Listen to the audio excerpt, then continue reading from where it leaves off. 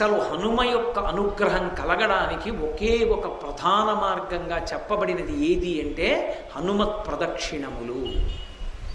హనుమకి ప్రదక్షిణం చెయ్యాలి. ప్రదక్షిణము అంటే ఒక్క మాట తిరగాలి.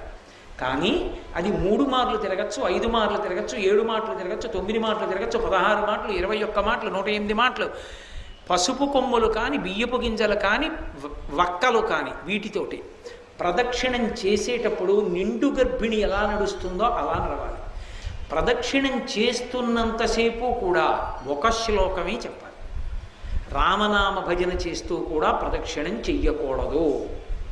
హనుమత్ ప్రదక్షిణం చేసేటప్పుడు చెప్పవలసిన శ్లోకం ఏమిటో పరాశర సంహిత చెప్పింది.